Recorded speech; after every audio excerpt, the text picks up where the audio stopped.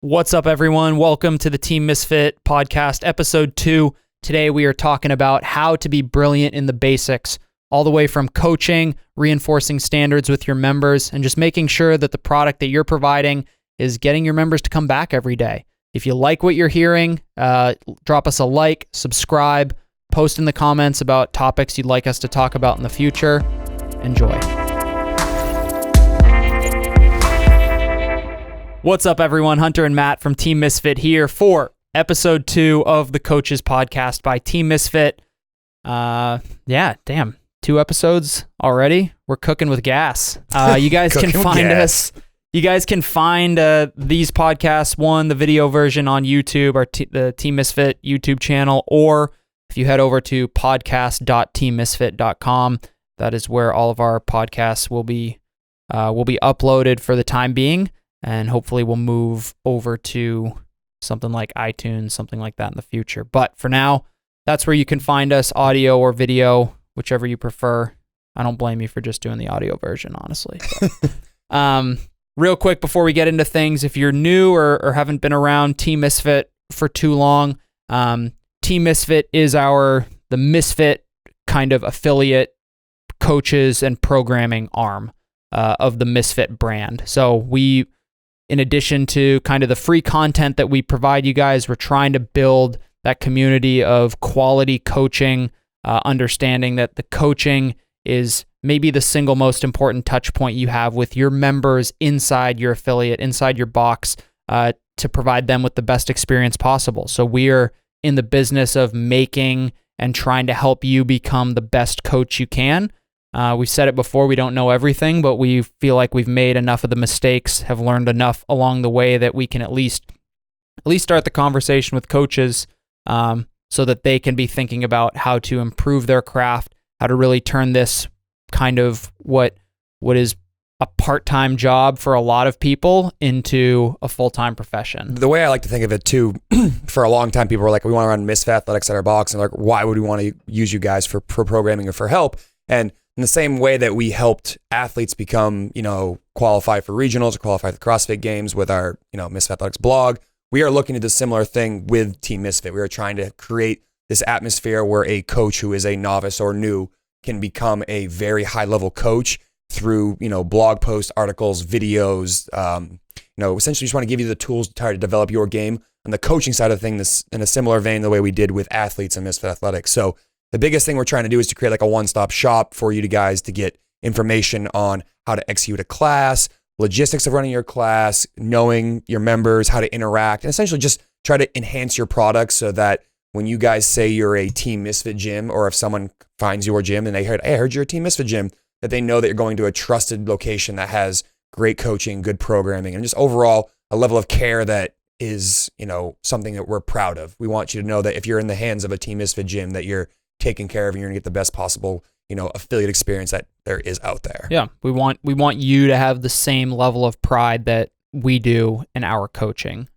You and I in particular, we take it super seriously, really enjoy what we do. We want you guys to have the tools to do the same. And then we do offer the affiliate programming, whether you want to follow along Misfit Athletics, the more competitive style of programming. We have the competitor program, and then we have our GPP program, which we think is appropriate for, the vast majority of athletes, and is an equally effective program. Two separate facilities where we have the ability to test these two products out and see like how they both work. And, as far as we can tell, both affiliates are seeing great success with not only developing better conditioning, but also getting stronger and progressing skills. So, we kind of have this fortunate situation where we can figure out like, all right, well, did this work well at our affiliate? Oh, great. We'll put it in the programming for you guys out there and let you guys run with it and try it out. And we have both sides of the coin, whether you're wanting to be, this gym that has competitive athletes who aspire to compete in CrossFit, or you have mom and pop who just want to come in and like get rid of their blood pressure medication. Like we have both avenues and we've tested both and had good success with both. Yeah. And there's a lot of crossover too. Just because you do the competitor program doesn't mean it's not, infinitely scalable down to the mom and pop. And if you're doing the GPP program, I promise you, your fitter, fire breather athletes are still going to get worked over in plenty of their classes, the program is equally as effective. So for all of that stuff, head over to teammisfit.com. Get your affiliate programming stuff there. Ask us to send you a couple free weeks to see if it's a good fit for your gym, and get all of the free content that we were talking about. Yeah, so check us out on social.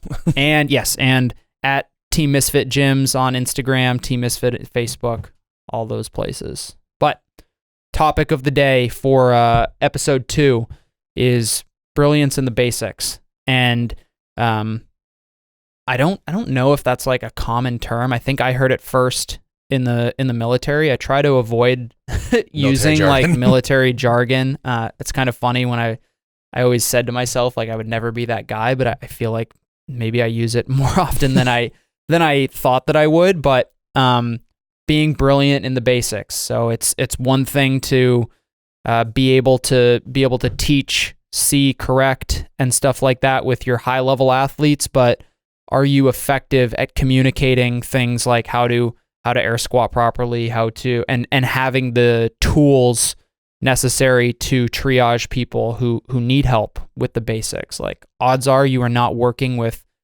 extremely high level athletes on a daily basis. These are people who just need to move, who need to learn how to move their body through space, function properly so that they can, get on and off the toilet when they're 90 years old, get off the ground if they fall or something, or hopefully they don't fall. But ultimately, just being very good at the basics. So, you have any? What are your initial thoughts on that? My initial reaction to brilliant in the basics is that we have athletes. We have a whole host of people who come to your gym for many different reasons. They want to come in there. They want to either lose weight, they want to run a 5K, they want to participate in powerlifting, or maybe they're a college athlete who's looking to get better at their sport. They all have the ultimate goal of getting in better shape, whether they know it right up in front, they want to lose weight, or they want to get in better shape. That is their ultimate goal. So for me, I have to think from the business perspective. Like, there are 2 ways to increase your profitability at your business. You either increase your average revenue per member, or you try to increase the length of engagement. And I think being brilliant in the basics has a lot to do with that length of engagement. You want someone to walk into your gym and to become a customer for life. You don't want churn. And that's something that CrossFit gyms often deal with, is that, hey, I had someone sign up, they worked out with us for a couple months, they tweaked their shoulder and they stopped coming. And in my experience, more often than not, the reason why that length of engagement decreases is people are wanting to dive into things they're not ready for. They see someone doing a muscle up after class or during a workout, like, I want to do that right now, but they haven't mastered a push-up. They have people who want to, hop upside down and do handstand push-ups, but can't press half of their body weight over their head. Yeah. We're just asking for injuries. So to set someone up for success and to have long-term engagement with your business, you want to focus on, how do I get this athlete moving at the most basic level safely with good range of motion? And then and only then do I want to worry about, can I make this person go faster? Can I have them do something more complex? Can I add some weight to this? Or, in essence, how do I add intensity? But you have to master the basics first. Otherwise, you're just asking to accelerate this person's, their churn through your doors. They come in, they train, and they're gone. And so that's where I want to start, is how do I get them there to understand that I am holding the reins back on their fitness because I want them to be here for a long time, not because I'm the killer of fun in the room. Yeah. And it can be difficult too as a coach, because you have this person who comes through the doors, you manage to get them either through their beginner's class, or you get them. Like they take a sip of the Kool-Aid, they're in it, they're here 3, 4, 5, maybe even more days per week. And they're trying to figure out how to get better, or they're seeing the positive results in weight or fat loss, whatever it is. And then it becomes like, okay, so if some was good, more must be better. Mm-hmm. And then the coach gets excited for him, and it's like this, it's a positive feedback loop, but can turn negative if, we start to go down the rabbit hole of like, let's, injury, someone starts to get hurt, they tweak their shoulder, they're doing something they're not ready for, they're trying to learn how to squat snatch before they can air squat properly to a medicine ball. Like, how does being brilliant in the basics like impact both short-term and long-term, from both from a business perspective, you kind of went in that direction, like for your business, and then just like in general for members and coaches? Yeah, for me, I'm trying to create an atmosphere at the gym that is going to be someone's fitness program for life. Like, I truly believe that this style of training sets someone up for a lifelong appreciation of both what their body can do, but also sets them up to have positive health markers, and it can relate to their real life experience. So to me, figuring out someone's why and going, all right, well, you're here to lose weight, you're here to get stronger. All of these things can be put into real world scenarios like, hey, I want to play with grandkids, or hey, I want to be able to, do the gardening at my house because I really enjoy gardening, or hey, I want to be able to, hike mountains because I love being out in the outdoors. Like finding those whys and figuring out like, hey, if I can set you up for a long training period with us where you're mastering basics, you understand why we're doing these things, which is, I think, a huge part of this huge whole journey is that like, I'm not holding the reins back because I don't want you to learn these things. I definitely do, but I want to start small and start with incremental growth at a very manageable level rather than pushing you into it, which I think is the novices coach desire, because it's really fun to see someone ready to do something new and cool. And you're like, hell yeah, man, I'd love to see you walk on your hands, or I'd like to see you get your first muscle up. But we need to set the foundation first. Yeah. Like I need a good foundation so that these people, again, don't come in, burn out, and get hurt super early. So if you come from the perspective of like, hey, I want to create your forever program, I want to keep you safe, and then you talk about like how safety keeps someone training versus like, take some of the fun out of it. I think that's a conversation you need to have occasionally with that gung-ho member. Like, hey, I'm not telling you can't kick up on the wall for handstand push-ups because I don't think you can do them. It's that I don't think you can do them safely yet. So here's a modification on how to work towards it. And I think if you're along the lines of you're not shutting someone down, but you're giving them alternatives or something to work on that, whether they know it or not, hammer is a basic skill, is a really easy and quick way to teach someone how to get somewhere and practice something that maybe not ready for. Like my favorite example is always the handstand push-up. You see that in class, people are banging them out and they're doing super fast. Like, wow, that person can press their whole body weight up through their arms upside down. And people want to do that because it looks cool. Like be able to, party trick of getting upside down and pressing your whole body up is pretty neat. But I want someone to be able to control themselves at the floor. So what do? We don't say, hey, you can't do handstand push-ups, but today we're going to practice some negatives. And you, as the coach, get to determine how deep of a press they're practicing through. And as they get proficient, you start to pull a little bit away and you get a little more proficient. And that way we build strength and range of motion in a movement that can be, pretty impactful. Landing on your head over and over again can be dangerous for your neck, but we set them up for a long-term success because we develop adequate shoulder strength and mobility before we worry about repping out Diane 21-15-9 of deadlifts and handstand push-ups.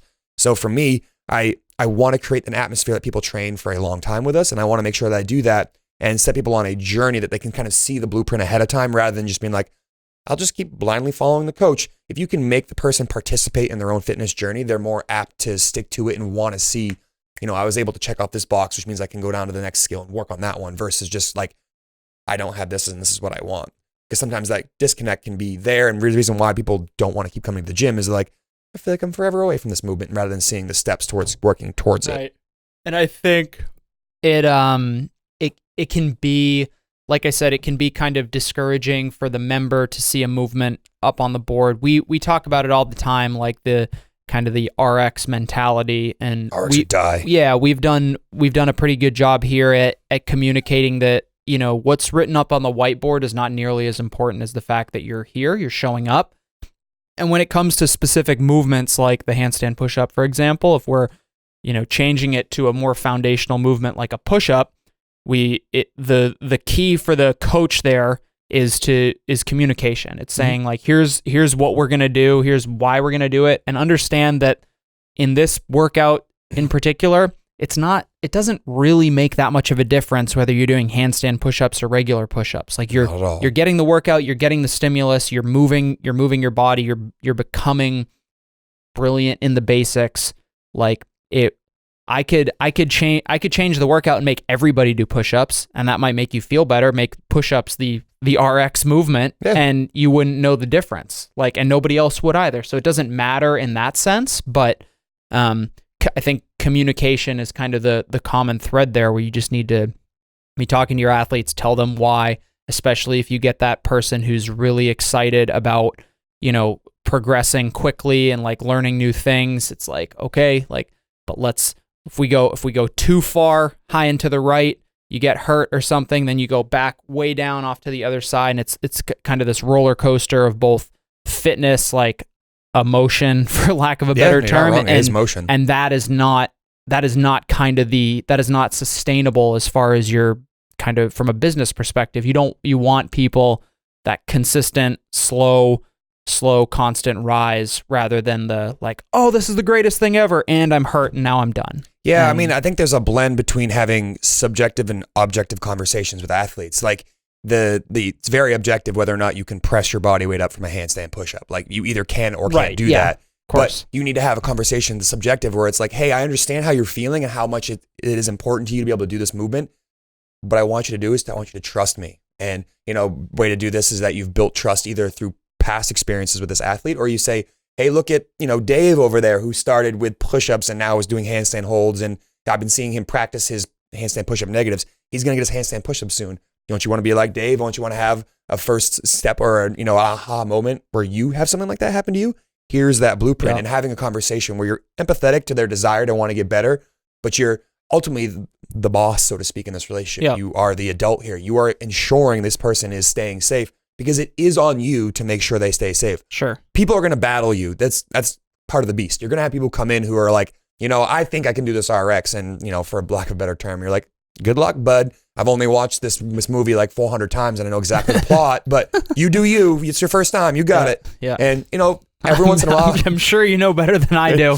I have these conversations all the time and I try to always go back to the experience. Like, I know you probably could do this, but this is going to either give you a better workout, keep you safer, or have you work on something maybe you don't normally work on.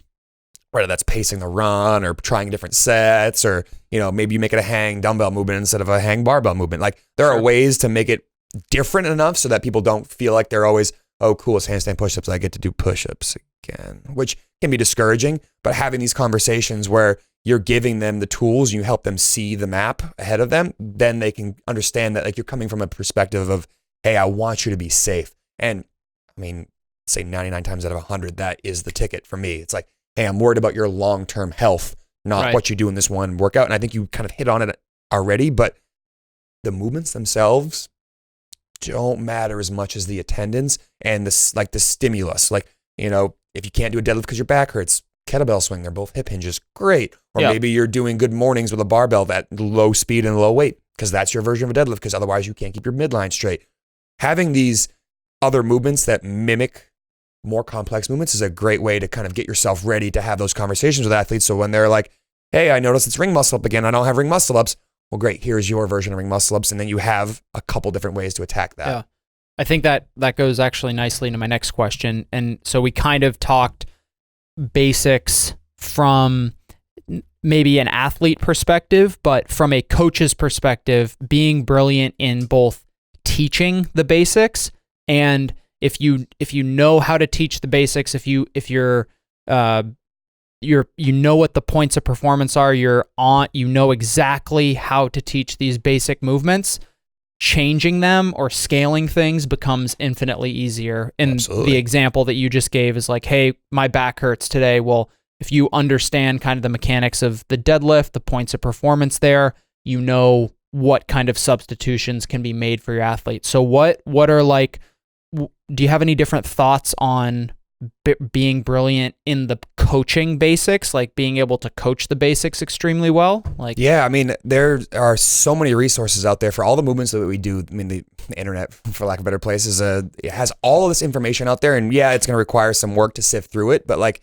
going out there and searching for a air squat progression that you've never taught before, and then trying it at your box is an excellent way to start sharpening your axe, so to speak, on your coaching ability for teaching different movements. If you've never done squat therapy at your gym, yeah, it seems for some people it might seem a little corny that you have people on the wall like they're trying to kiss it and they're against it and they're getting down. But like, if you've never done that, try it. I fucking love that because I did that like 2 weeks ago and I told the class that our warm up was going to be 5 air squats and it was just like, okay, everybody get up to the wall. We're going to do squat. I didn't tell them we were going to do squat therapy, but it was like, hands up on the wall. Okay, nice slow descent. It was sure as shit 5 air squats, but everybody was groaning and grumbling. And that's my favorite thing is that you use that something like that. One air squat away from mutiny, but you teach something super basic like that where you're like, we're doing 5 reps. I'm going to call them out. You go at my speed, and people start to have these realizations like, oh, my mobility's not as good as it was. Yeah. Oh, my positioning's terrible. I thought it was good. Or, hey, I thought I was squatting low enough, and that ball told me I was not even close to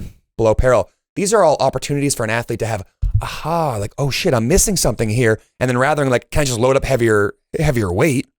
all right, well, maybe I need to work on something. Like we had a workout on GPP the other day that was 100 air squats, 100 kettlebell swings, 100 air squats. And we busted out the medicine ball for every athlete in class and just said something like, hey, it's been a minute since we reaffirmed a depth on an air squat, right? And this is something that as an athlete gets proficient, as the coach, you typically take away a tactile cue because athletes start to figure out where to go. Yeah. But every once in a while, it doesn't hurt to remind them, be like, you know what, you thought you're going low enough? No, the ball determined that was a lie. One of my favorite things before wall balls here, because people like keeping their chest up makes sometimes getting to depth difficult, or it's just like a laziness thing.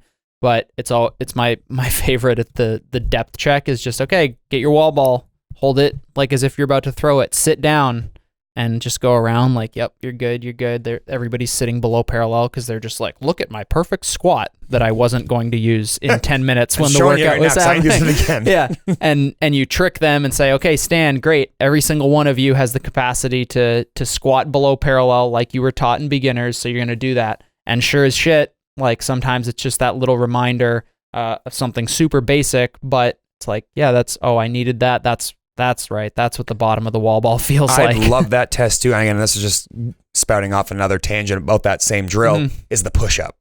We talk about push-ups being one of the hardest things in an affiliate class to reinforce and get people to do correctly because it is a full body movement. Yes, you're pressing with your upper body, but you need to use your midline, your core, your quads, your glutes, everything. People think it's so basic. It's like, I can squat snatch. Obviously, I can do a push-up. It's like, nah, probably not. Maybe not the case. Maybe not. So like, a common fault is elbows flared, shoulders internally rotated, and you see an athlete like that, and you're like, all right, well, we're going to do it this way. And you have everybody set up, and you go through the points performance, and you have everybody go to the bottom, and they hold it, and you go to the top. Great, you did a push-up. Now you got to do them in the workout because everyone here just proved to me that you did. And you obviously have varying abilities, whether that's from the knees or using a band for assistance, but you have this point where you get to go like, aha, so you do know what it looks like. Now I want you to show me that you can do it both fast for high rep, whatever the stimulus is. But like having those moments to reinforce that good behavior, I find has a profound effect on when it comes back up in another workout, when you don't hammer it as much. People are like, all right, I remember last time we did this and how important it was. I'm not going to neglect how valuable this movement is when I do it correctly. Yeah. I think as far as teaching the basics, similar to kind of relating it to CrossFit itself, we want to be good at a wide variety of different things. And as a coach, I would argue you want to have a wide variety of ways to teach those super basic movements. We are right now in our coaches evaluation week. So once a quarter, we might change that, but right now once a quarter, our coaches sit in on another coach's class just off to the side with a little clipboard and the coach's evaluation tool we have on the website. And we do evaluations of a coach's. And one of ours this morning, she's a relatively newer coach. She's been doing awesome. And the one kind of point of feedback that I had for her, we were doing squat snatching today. I was like, hey, the last couple times I've either been in your class or the last time I evaluated you, we did a really similar snatch kind of progression. And it's right in line with what we taught her, like how we prefer to teach the snatch. Nothing wrong with it at all, but it was like, hey, you've gotten good at this. Now, like, do some research on your own, expand your knowledge, expand the cues, expand the drills that you want to have in your back pocket to be able to teach these members. And you never know when you provide like a super simple cue or just something different that a member may not have heard before is that light bulb moment for that person that makes all of a sudden this movement so much easier. And I think a big part of our job is to, other than connecting with athletes, is figuring out how these people learn the best. Not everyone's going to learn definitely visually or auditorily or through demonstration. Like, there are going to be different ways they pick up the cues that you have. So constantly focusing on different ways to deliver the same message is super important. In the past I've said, hey, try other coaches' classes because you might hear something. And while I do think that's still valuable to build your brand so people connect your gym with a brand, not with an individual coach. It's definitely an important thing, but you should be able to provide that to them as well. Not just say, hey, go to Bob's class. He's going to teach you a different way and maybe you'll pick it up. Like that's lazy. Like, you should be actively seeking out different ways to say the same message, because while there are always going to be people who learn faster or slower, you should be able to find some way to communicate your message in essence so that they get the gist of it. You might not ever get someone to get that bar sweep back into the hips for power position for a snatch, But if you can tell them, hey, keep the bar closer, and you give them a couple different ways to practice that, they might get close. And for some people at your gym, they're there to improve their like golf drive, or they want to be able to go, hang out with their grandkids. They don't give a shit about getting a 5-pound PR on a back squat or a snatch. Sure. They just want to learn the basics and get better and have it relate to their real life. Is their back flat? Is their heels down? Like, exactly. Hey, we're doing the right thing. So like, every time you get a chance to work with these athletes, you get a touch point to try to increase their proficiency of these movements, but don't get too hung up on it being not perfect, because at the same token, as much as I want you to care about the basics, for some of these people, this is the only hour they're moving. So you have to find a way to convey not only the importance of basic movement, but try to keep these people moving as best you can and giving them things they understand to improve their ability to move, not completely put up a roadblock that prevents them to be like, oh, I'm only thinking about the workout, I'm not actually working out anymore. Yeah. So having a kind of a juxtaposition of both sides of it, be good at the basics, but also have things that keep people moving for the hour they're there. Yeah. And similarly, I think as the coach, you do have to, you are responsible. You should be brilliant in the basics as far as coaching Absolutely. them. You should know what kind of perfection looks like, and you should always be, I think, pushing your members toward that. You don't have to tell them, hey, like that wasn't perfect, like, or just every time you make a correction, know that you're trying to get them closer to the perfect movement, being brilliant in the basics. And that requires kind of an unrelenting enforcement of the standard to the degree that the athlete is capable. Obviously, like some people struggle to squat below parallel, but of course you need to be, you need to be unrelenting in constantly making sure that people aren't like, you're not that they're like trying to skate under your radar, but like you need to be on top of them. Don't just resign like, yeah, Peggy can't squat below parallel. That's just how it is. Like you should be always focusing, trying to get your members closer to the full movement, Absolutely. Whatever it is. And for me, I think that's a great example. Like they're going to be people who, for better or worse, no matter what you do, are always going to move a little bit less than ideal. And your job is to give them one single thing to focus on and try to get better at. And if you can do one single thing, hey, that's good for today. You don't need to correct 15 different things every single class. You need to focus on, give them one thing to work on. And then when they do it, give them feedback. Like I often see coaches say, hey, keep your heels down. And as soon as they do, they turn about face and walk the other direction. It's like, well, you didn't watch any. Did they do it better? Like that needs to be part of your inspection of their movement. That is a basic function of you as a coach. And I do think that is something that is often neglected. And I'm definitely guilty of this in the past. I'll give a correction, sort of watch it, and walk off. But I'm trying to give multiple athletes touch points, which is important. You want to have connections with each of your athletes, but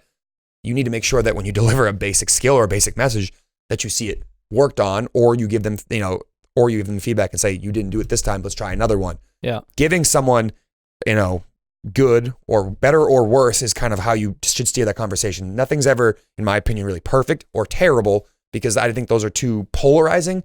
Did you get better? Yes, good, better. Yeah. Did you not get better? No, not quite what I was looking for. That's a little bit worse. Let's try this instead, as a way of kind of progressing people towards getting better. Because like we said, you want to give them something to work on, but it needs to be short and actionable. It doesn't need to be a conversation about like a dissertation of a PhD. Sure. Get to the point. So how kind of getting not more advanced, but how do you know when athletes are ready to like move on from, I don't want to say no, I don't think anybody's ready to move on from the basics. Like there's always value in reinforcing the perfect air squat, deadlift, but athletes hopefully under your care are getting better, getting fitter. At what point are we progressing them away from like, okay, we don't need the medicine ball under your butt anymore to squat. We can, or you are now safe enough to work on squat snatching or overhead squat. Like, is there a point? I know there's no like invisible line in the sand that you cross, but what to you is the point at which we can start pushing athletes? First thing I always look for in this situation is I see an athlete and I want to make sure that they're safe. So I'm looking for whatever, for sure. Whatever part of the movement could present the most amount of challenge to their safety. I want to make sure they can hammer that out first. So if it's deadlifting, do you understand midline stability? Can you keep your back flat throughout the pull? Great, you're good there. Now we can talk about it. Once an athlete can demonstrate safety, I want to make sure there's range of motion too, right? The back is flat, but they also can squat below parallel, stand all the way back up. I don't see any issues there. Then we start to introduce either speed of the movement, try to increase their speed with the empty bar, maybe a little bit with loading, and sometimes it's with complexity. You add a squat snatch plus a hang snatch, and you look for, all these things to be done with little to no weight, PVC pipe, empty bar, sometimes medicine ball or kettlebell. You do these things, and I want to make sure that you can execute both safety, range of motion, and then we worry about intensity. And I always triage it in that order. I want to see that you're safe, because if I get you injured, that's the opposite of getting you fit. You're not gonna keep coming to the gym. That's gonna reduce your length of engagement with that service. Bad for everybody. Yeah. So once I have safety first, then I look for that range of motion. I don't care if you can back squat 900 pounds if your knees bend 1 degree. No, I don't care. That's asking for an injury. So going back to, hey, the range of motion is to keep you safe. Kind of always going back to that is a big part of the conversation I have with athletes. Once I see both of those things, safety and range of motion, now let's try to increase either the tempo of the movement, add reps to it, add weight. And then and only then do I worry about, all right, is this athlete ready? And warm-ups are a great way to do this, right? You have snatches in your lift. You start the class with hang squat snatches from the high hang, and you watch everybody, and you see the athletes that can pull themselves right down to the bottom of the squat with no problem, and it looks like they're doing a beautiful squat snatch. And you see athletes who look like they're doing a barbell kettlebell swing into a power snatch, sort of half squat down, stand back up. Now you see that movement in your warm-up, and you go, all right, that person needs a certain level of attention, that they're not ready to be worrying about how much weight's on their bar. They don't have the movement right yet. Yep. And there are always degrees of grayness here. You can give them a little bit of weight to practice, see what it feels like, but keep it safe. Right. So start with safety, then worry about range of motion, and then worry about complexity. Make sure you check off those first 2 boxes first. Otherwise, you're just asking for an injury down the road. Yeah. And I think it's important to remember the 1 hour that you're coaching, like you've said, maybe the only hour that people are moving, especially if they have a kind of a standard desk job or something like that. The 1 hour of movement, the difference between, keeping the barbell at the weight it's at and adding 20 pounds to the deadlift is not really important. Shaving 30 seconds off of your workout time or adding a round to your workout time isn't really that important. It's like if you did every round before that really well, you moved well, like you're saying, and emphasizing safety, then I know you can come back tomorrow and do this again. Because as soon as we start missing days, that's when the progress starts to stop, members get discouraged and stuff like that. To me, I just look at the 2 points of, is your program safe? Because that's going to be something that sticks to your brand. Is your gym safe or not safe? Like if people hear your name, they're like, oh, don't go there. I heard you people get hurt. Yeah. That's bad. You need safety first. Then 2, is it efficacious? Are people seeing the results they want? Are people losing the weight they want? Are they adding strength? Are they able to complete Tough Mudders and Spartan races? And they're, you guys can then use that type of stuff to advertise for your box.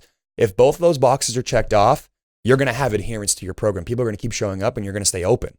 Those 2 things aren't the case, then you're going to see this issue where people come in constantly churning through your doors, and you're never getting beyond that 75 member, 100 member, 150 member mark, because there's that constant churn over. So you need to be focused on, how do I increase their case and increase that positive relationship with my gym? And that's safety, efficacious, and then like we talked about with our last podcast, keeping it fun. Don't get me wrong, all these things are important, but if you kept everyone super safe and the workout was really, really good and effective, but it was dry as fuck, no one's going to show up. Yeah. So it's, this is kind of the other side of the coin from last week's conversation. It's just not only do you need to be safe and, effective, but you need to have some level of funness in your program too. Definitely. Otherwise you're, setting yourself up for I think success. that also becomes, that is knowing how to coach the super basic movements and stuff like that are important. But I would also say that especially if you're a newer coach or your gym is newer, you probably need to double down on making sure that people are having a good time at your gym. Because if you're just focusing on hey, today, we need to perfect the air squat and it's super boring, people don't want to come back to that. I was just saying, I think there's plenty of gyms that started in parks, plenty of CrossFit gyms that started in parks because a handful of people liked working out with one other person. Yeah. There was this one polarizing, charismatic figure that brought 4 of his friends to the park. They brought 4 friends. They brought 4 friends. And this person, when they started, probably didn't know jack shit about what they're doing, other than the fact CrossFit looks cool, and then I got really sweaty and I got sore, and I heard it's hard. Yeah. And because it was fun and because the atmosphere was lively and because it's something you wanted to do, you kept going back. And that coach over time, like you just said, got better because they got more and more experience. Yep. But that you're right. You need to start with doubling down on fun first. And then as you work to become a better coach, now you're working on the finer points. how do I talk to an athlete about developing certain energy systems or working on certain parts of their movements. Those things are nuances that you definitely need to have in your tool belt, but start with safety and fun first, and you're on the right track. If your members come in or they leave, they had a good time and they were safe enough that they're going to be able to come back tomorrow, like that is sustainable. Everything else is secondary. Any final thoughts on this topic? Just never think you're above the basics. I mean, for a long time, I took away the medicine ball as like the tactile cue for squatting low. And I just, at one day, I was like, why not throw it back in there? Like, you have all these old journal articles that say, do it. And you're like, you want to blindly follow, you want to try things for yourself. But eventually you have the realization, it's like, they weren't like trying something special. They were just like, this worked really, really well. You should try it too. Yeah. And it's not just like, I went out and tried other things and nothing was as effective as the medicine ball. So bring it back. So don't be afraid to teach things with PVC pipes or have people do, circle up like the level 1 and do millionaire squats to a medicine ball. Like those things are super valuable, and your people will realize how much you care about their growth and their health when they see that you're sticking to these basics and you really are, like you said, unrelenting with how often you talk about how important they are, because they know you have their best interest in mind. And that's really the goal, to get them to buy in for a long term, is to know that they can trust you to have their best interests in your hands. Yeah, I think that's a really important takeaway, is that the trust factor that you build, the rapport, the credibility that you build by reinforcing the basics and stuff like that, and not being above that, not allowing your athletes to feel like they have graduated from squatting to a medicine ball or the perfect squat. Like the unrelenting, still being positive, still giving people that feedback, but also not letting anybody off the hook. People like to be held to a high standard, I think, naturally. Maybe they won't tell it to you to your face. They might get frustrated that you keep telling them to squat lower because they can, but I believe that people enjoy that, being held to that standard. Otherwise they probably wouldn't be doing a program that's pretty challenging. So, yeah, I agree with that totally. Cool. All right, guys, that was episode 2 of the Coaches Podcast by Team Misfit. If you missed episode 1, like I said, you can find that on our YouTube channel, the Team Misfit channel, or podcast.teammisfit.com.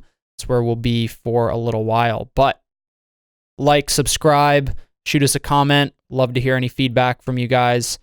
We'll see you next time. Peace.